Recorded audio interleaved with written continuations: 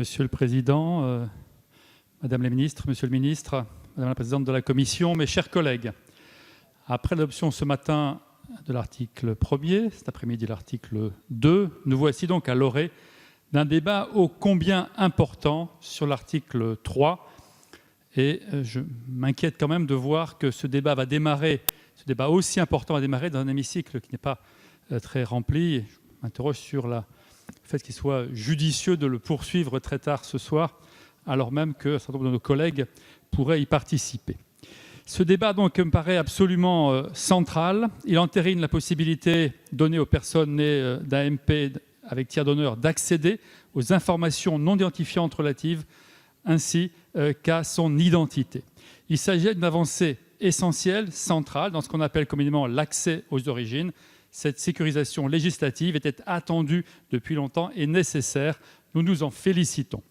Nous nous satisfaisons également de la conservation du principe d'anonymat du don, puisque le couple n'aura pas connaissance de l'identité du donneur au moment de l'acte. Il s'agit là d'un principe fondateur de notre éthique.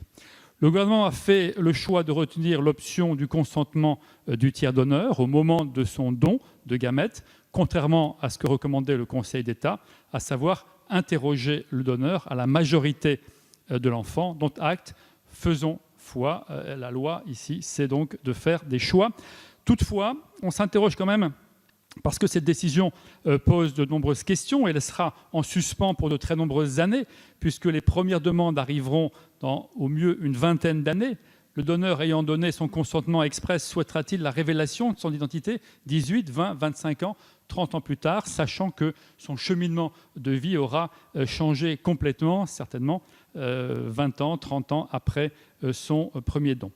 Les parcours de vie sont tels qu'il est impossible de prévoir l'état d'esprit du donneur et à une telle échéance. Dès lors, ne faut-il pas intégrer un processus de réinterrogation du donneur? Ce sont des questions qui nous traversent et que nous poserons durant ce débat. À ce titre, le rapport voté en commission sur l'évaluation du dispositif en 2025 nous apportera certainement quelques éclairages, mais il faudra évidemment évaluer l'impact de cette mesure à un horizon plus long, au moment où les premières levées d'identité auront été effectuées.